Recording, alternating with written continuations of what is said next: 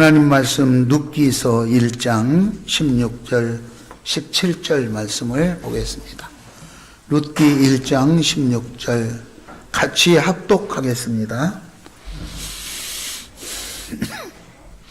룻기 1장 16, 17 같이 합니다. 룻이 이르되 내게 어머니를 떠나며 어머니를 따르지 말고 돌아가라 강권하지 마옵소서. 어머니께서 가시는 곳에 나도 가고 어머니께서 머무시는 곳에서 나도 머물겠나이다. 어머니의 백성이 나의 백성이 되고 어머니의 하나님이 나의 하나님이 되시리니 어머니께서 죽으시는 곳에서 나도 죽어 거기 묻힐 것이라. 만일 내가 죽는 일 외에 어머니를 떠나면 여호와께서 내게 벌을 내리시고 더 내리시기를 원하나이다 하는지라. 아멘. 세상이 많이 혼란스러운 것 같죠. 시끄럽고 혼란스럽고.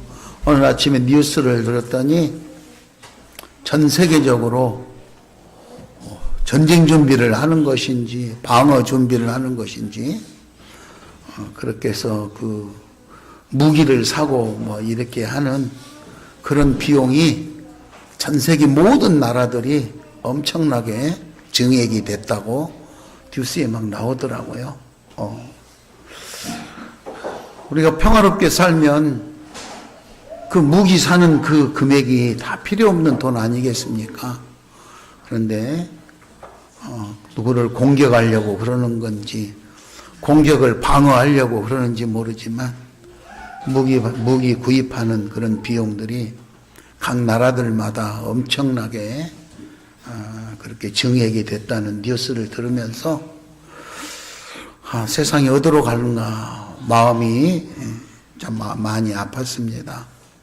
가정의 달, 우리 가정들이 열심히 살려고 노력을 해도 재정적으로 그렇게 어려움 때문에 힘든 가정도 많고요. 또 관계 때문에, 인간 관계 때문에 그런 가정들도 많고요. 다양한 형태의 많은 가정들이 있어서 어느 가정이 어떻다 이렇게 정의할 수 없는 그런 여러 가지 상황 속에서 살고 있는데, 어제부터 우리 김병훈 안수 집사님이 연락이 안 된다고 필리핀에서 연락이 왔어요. 그래서 제가 전화를 지금 몇 통을 했는데도 안 되고, 그렇게 해서 이런저런 생각을 저도 많이 했어요. 오늘은 성경에 나와 있는 한 가정을 소개하려고 합니다. 그 가정을 돌아보면서 우리들의 가정을, 내 가정을 한 번쯤 생각해 보고 잘 현재 상황에서 이겨나갈 수 있었으면 참 좋겠다. 결론은 행복했으면 좋겠다. 그런 결론을 갖습니다. 옆 사람하고 인사합시다. 우리 행복합시다. 예. 행복합시다. 다시 합니다. 잘 살아봅시다. 예. 결국은 우리가 일하고 이렇게 바쁘게 움직이고 긴장하며 어떻게 보면 다투고 이런 것도 잘 살아보려고 그렇게 싸우고 다투는 거 아니겠습니까? 부질없이 싸우고 시기하고 뭐 질투하고 이런 거 다 잘 살아보자고 하는 거예요. 잘 살아보자. 근데 결과가 잘 살지 못한다면 너무 안타깝잖아요. 그 방법 중에 하나를 잘 살기 위해서, 행복하기 위해서 그 길을 찾아가는 과정인데, 그 방법의 차이로 서로 다투고 이렇게 힘든 그런 과정을 살고 있는 거죠. 오늘 성경에 보면 베들레헴에 엘리멜렉이라는 사람이 살았어요. 결혼을 해서 나오미라는 여인과 결혼을 해서 두 아들을 낳지요. 아들 말론과 기련이라는 두 아들을 낳아서 그렇게 열심히 잘 살았어요. 행복하게. 그런데 어느 날 흉년이 와서, 흉년이 들어서 살기가 너무너무 힘들게 됐죠. 그래서 방법을 찾잖아요. 어떻게 하면 잘 살까? 그죠? 그런데 이 가정은 우리나라가 흉년이 들었으니 흉년이 들지 않는 나라로, 그것으로 이사를 가자. 그래서 생각해낸 것이 모압 지방으로 이사를 갑니다.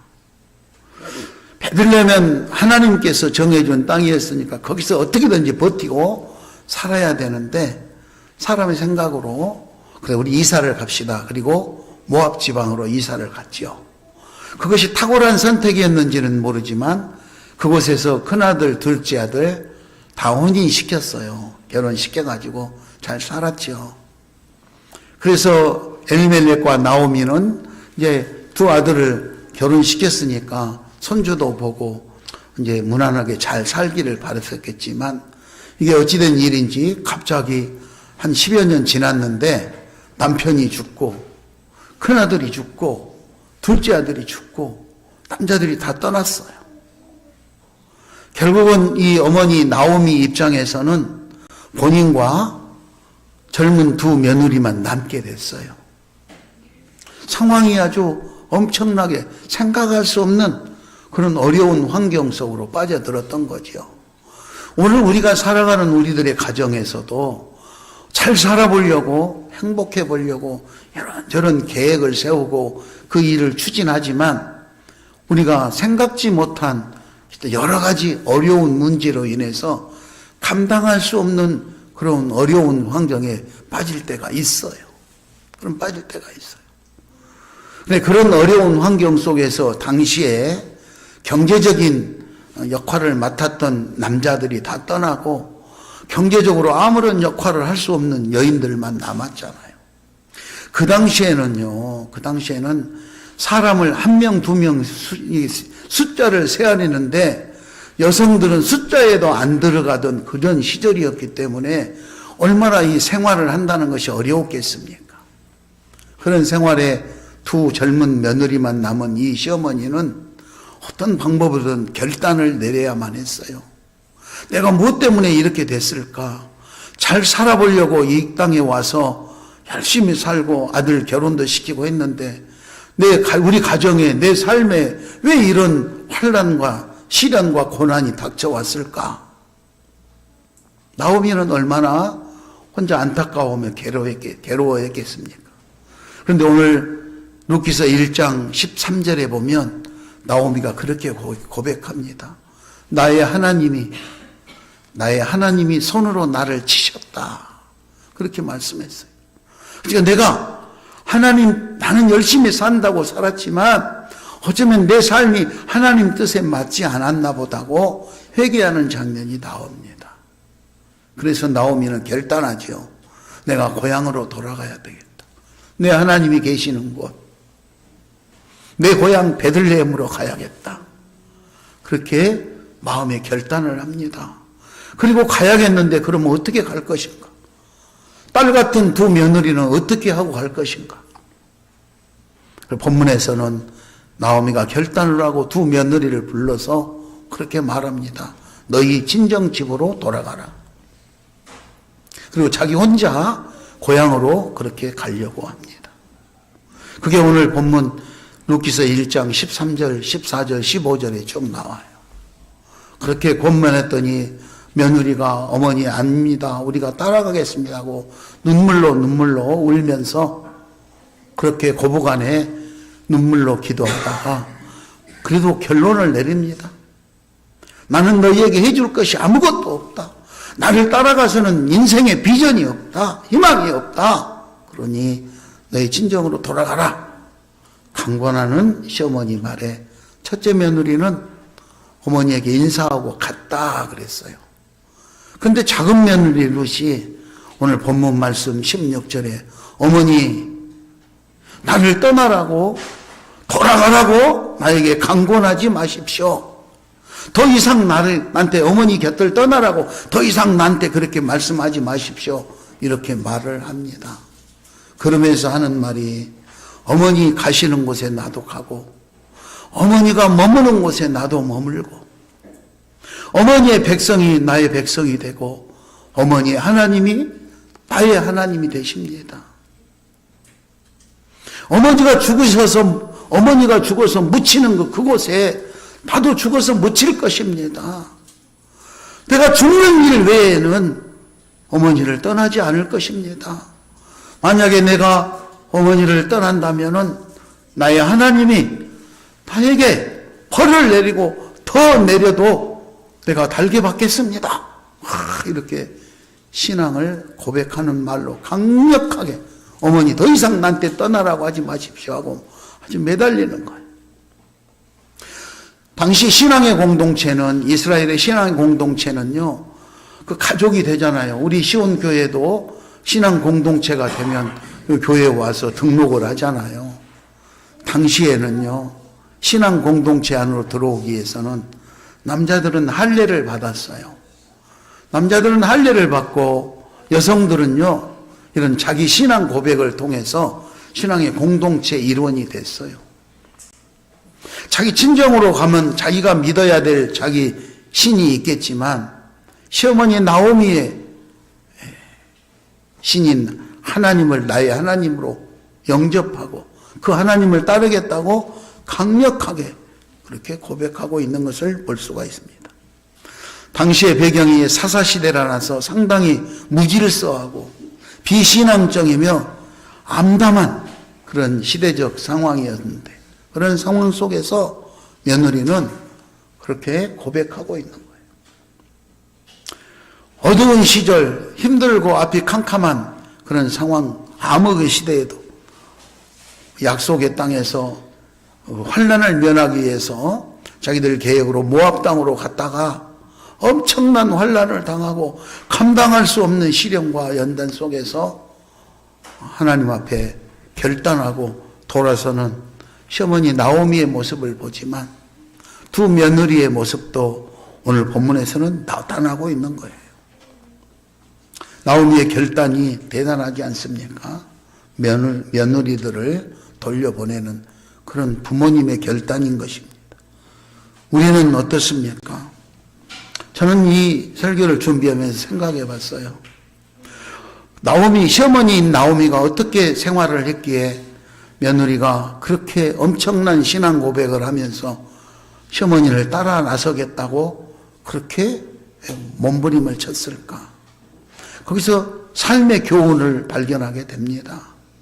나오미는요, 그렇게 남편 죽고 두 아들이 떠나는 그런 엄청난 어려움과 고난 가운데 살았지만 신앙인의 모습으로서 아름다운 삶을 살았던 것 같아요. 그러니까 며느리가 그렇게 따라 나서지. 우리나라에서 고부간의 갈등이라는 게 참 엄청난데 그 며느리가 시어머니가 가라 그러는데 예 알겠습니다. 그리고 가면 되지. 어머니 죽는 곳에 나도 죽겠다고 그러면서 그렇게 끈질기게 따라 나서는 데는 이유가 있지 않겠습니까? 어머님이 하나님이 나의 하나님이라고 믿고 따라 나서는 그 며느리에게 뭔가 감동의 드라마가 있었지 않겠습니까? 알게 모르게 삶의 현장에서 신앙생활하는 시어머니의 모습, 하나님의 말씀대로 살아가는 그의 신앙의 모습이 오늘 며느리도 하나님을 믿고 그 하나님을 구주로 영접하고 그 하나님을 믿고 따르겠다는 신앙의 고백인 것입니다. 여러분, 우리도 행동하는 신앙을 할 수 있기를 바랍니다.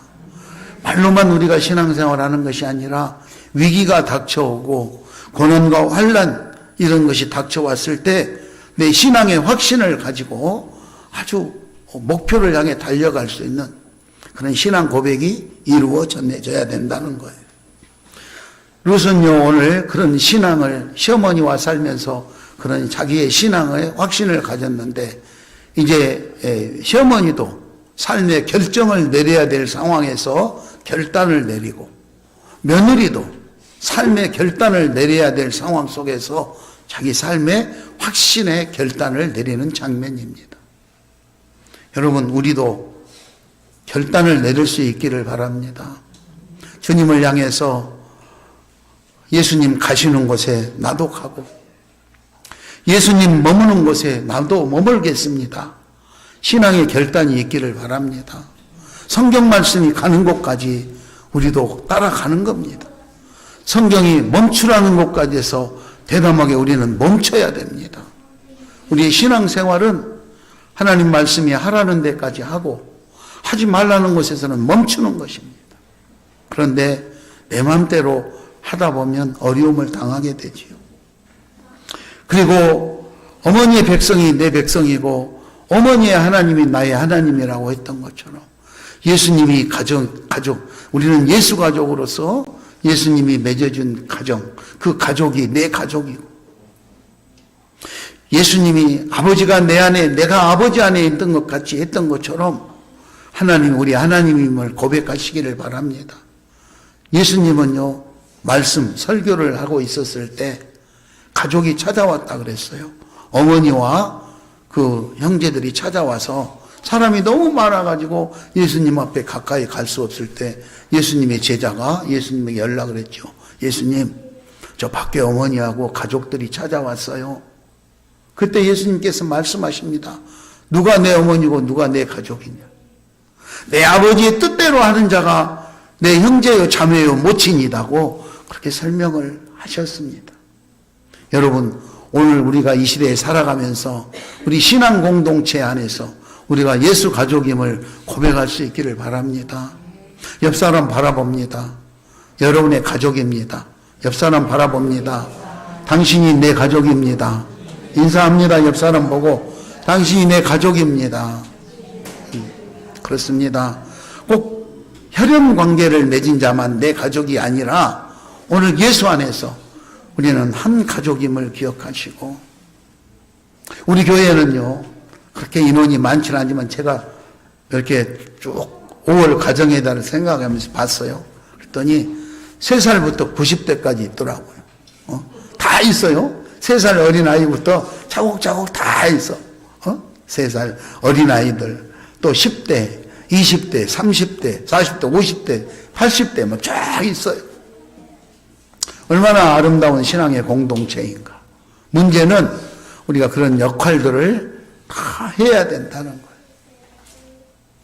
오늘 며느리가 고백했던 것처럼 우리들이 그렇게 신앙 공동체로 고백할 수 있기를 바랍니다. 그리고 우리 행동으로 옮길 수 있기를 바랍니다. 행동으로. 그리고 세 번째 고백하죠. 어머니 죽으시는 곳에 나도 죽어 거기 묻힐 것이라 그랬어. 예수님 죽으시는 그곳에 나도 죽어서 묻힐 것이다. 선교적인 신앙을 가지고 헌신적인 삶을 살겠다는 그런 우리의 고백이 있기를 바랍니다. 그래서 룻은 그랬어요. 그래서 어머니 가시는 곳에 따라가고, 어머니 죽으시는 곳에 나도 죽고, 어머니의 백성이 내 백성이고 어머니의 하나님이 나의 하나님이라는 오직 하나님 신앙 공동체 안에서의 일원이 되기 위한 자기의 신앙 고백을 하는 것을 봅니다. 요즘처럼 힘들고 어려운 환경 속에 놓여 있을 때 우리는 오직 예수 그리스도만을 바라볼 수 있기를 바랍니다. 옛날에는 이 가정 형태가 단순했어요. 그냥 대가족 제도이기 때문에 부모님 계시고 자녀들, 형제들이 뭐 5남매, 7남매, 10남매 이렇게 많았잖아요. 그럼 결혼해도 그 단지 안에 다 살았어요. 울타리 안에. 그러다 보니까 뭐 어려움이 없었는데 지금은 핵가족이라고 해가지고 다 흩어져 살고, 그리고 단독가구로 혼자 사는 그런 가정들이 많아졌어요. 혼자 사는 가정이 한 30% 정도 된다는 보고가 있습니다.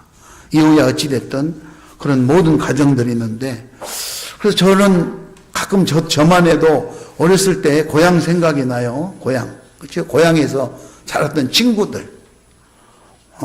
동네에서 자랐던 친구들. 흩어져서 객지로 가도 고향 생각이 나고 친구들이 생각이 나는데, 요즘 도시에서 자란 사람들은 고향도 없고 친구도 없는 것 같다. 내가 이 동네에서 아무리 오래 살아도 다른 사람이 이사 가버리면 이 고향 친구가 없는 거예요. 그래서 학교 친구들, 동창들, 이렇게 학연, 지연, 혈연을 해보지만 그래도 계속 헤어지지 않고 흩어지지 않고 살아갈 수 있는 것이 교회 공동체인 것입니다. 여러분, 예수 공동체가 고향임을, 가족임을 확실하게 결단하시기 바랍니다. 다시 한번 예수 가족, 여러분의 가족, 옆 사람, 가족 얼굴 한번 보세요. 다시 한번 확인하세요. 당신이 내 가족입니다. 가족 잘 챙기시기 바랍니다. 가족 잘 챙겨야 돼. 가족 챙겨야 돼. 가족이 어디서 무엇을 하고 있는지도 모르고 살면 안 돼. 그래서 오늘 새로운 이방 여인으로서, 모압 여인 이방 여인으로서 시어머니를 따라서 그렇게 가라고, 친정으로 가라고 그렇게 권면해도 아니라고, 나에게 더 이상 어머니를 떠나라고 강권하지 마십시오 하면서 죽게 알면 살기로 어머니를 따라서 베들레헴으로 오게 됩니다. 베들레헴으로 왔는데 뭐 먹고 살 거 있습니까? 먹고 살 것도 없어요. 집이 있습니까? 무슨 뭐 재산이 있습니까? 당장에 먹을 끼니가 없잖아요. 그런데 그 젊은 며느리가 어머니에게 말합니다. 어머니, 어찌됐든 먹고 살아야 되잖아요. 제가요, 밭에 가서 이삭이라도 주워 오겠습니다. 그래서 자기 친척 밭에 가서 보리 이삭을 줍기 시작합니다. 그것으로 생계 유지를 시작하는 거죠. 여러분, 오늘 우리들의 삶을 한번 생각해 보세요. 홀로 된 시어머니 내가 모시고 가서 이삭 줍기 해가지고 시어머니 부양해야 된다 그러면 며느리들 몇 사람이나 그렇게 하려고 그럴까요? 응? 며느리들 몇 사람이나 그렇게. 여러분의 며느리들이 부모가 이렇게 빈손지고 아무것도 없을 때 오늘 이 작은 며느리처럼 고백하고 내가 오늘 얼마를 벌어서라도 부모를 부양하겠다고 이렇게 나서는 며느리가 얼마나 있을까? 아마 다른 데의 며느리들은 어쩔지 모르지만 우리 교회 며느리들은 꼭 이렇게 할 줄 믿습니다. 우리 교회 딸들은 다른 데 시집가도 꼭 시어머니 이렇게 모실 줄 믿습니다. 이렇게 딱. 그래서 일찍 일어나서 밭에 가서 이삭을 주워다가 어머니를 부양합니다. 그리고 어머니에게 보고합니다. 어머니, 제가 밭에 일 갔다 오겠습니다. 어머니 잘 다녀왔습니다. 그리고 화목하게 살아가는 장면들이 성경에 쭉 기록이 됩니다. 결론적으로 그런 어려운 것들을 그렇게 참고 살다 보니까 동네방네 소문이 다 났어요. 옛날에 그 우리 베들레헴 마을에 살았던 엘리멜렉 있잖아요. 엘리멜렉. 그 식구들 모압 땅에 가가지고 살다가 정말로 힘들었는데 엘리멜렉 아내 나오미가 다시 돌아왔는데 거기 작은 며느리가 따라와가지고 저렇게 열심히 산다네. 그 효불 안에 이런 소문이 온 동네에 다 났어요. 그래서 밭에 가서 이삭을 주울 때 보아스가 나타나가지고 그렇게 말합니다. 동네 소문 내가 다 들었습니다. 당신이 연약한 이게 힘없는 시어머니를 얼마나 정성으로 섬기는지 내가 다 들었습니다. 착한 여인으로 인정하고 그렇게 저렇게 해서 보아스와 결혼하고 아들 낳고 그리고 행복하게 사는 장면이 오늘 룻기서의 장면입니다. 그뿐이 아닙니다. 룻기서 4장 15절에 보면 며느리가 아들을 낳았는데 동네 사람들이 나오미 시어머니가 낳은 아들이라고 그를 생명의 회복자요 내 노년의 봉양자다 이렇게 하면서 그 아이의 이름을 오벳이라고 동네 사람들이 지어줬다 그랬어요. 동네 사람들이 오벳이라고 지어줬는데 그 오벳이 여러분이 알고 있는 그 유명한 다윗 왕의 할아버지입니다. 다윗 왕의 할아버지. 그러니까 이 룻은 그런 엄청난 예수 그리스도의 족보에 당대를 이끌어갔던 임금을 생산하는 그런 아주 족보에 기록된 여인으로 우리에게 지금 알려져 오고 있는 것입니다. 우리가 목숨을 걸고 하나님을 따르고 그리고 목숨을 걸고 부모님을 섬겼을 때 그가 하나님의 구원 역사, 구속 역사에 어떻게 쓰임 바였는가를 적나라하게 볼 수 있는 그 장면이 오늘 룻기서에 압축된 말씀입니다. 사랑하는 시온 가족 여러분, 우리가 살고 있는 삶의 여정들이 혼란스럽고 사사시대처럼 무질서하고 막 혼란스럽고 도대체 어떻게 해야 될지 지금 좌우를 돌아보면 많이 혼란스러워요. 나라의 지도자들이 이렇게 잘 이끌어 주셔야 되는데 뉴스를 들어보면 어느 것이 옳은지 분간하기 혼란스러운 시대가 어쩌면 오늘 우리가 지금 살고 있는 시대인지 몰라요. 이럴 때일수록 우리가 예수 그리스도의 말씀에 입각해서 잘 실천할 수 있기를 바랍니다. 그렇게 사랑으로 살아갈 수 있기를 바랍니다. 오직 예수 가족이 예수 그리스도의 가족, 우리 시온 가족이 내 가족임을 그렇게 인정하시고 가족들을 잘 챙길 수 있기를 바랍니다. 옆 사람하고 인사합니다. 내가 잘 챙기겠습니다. 다시 합니다. 내가 잘 챙기겠습니다. 네. 또 다시 한번 또 합시다. 나 좀 챙겨주세요.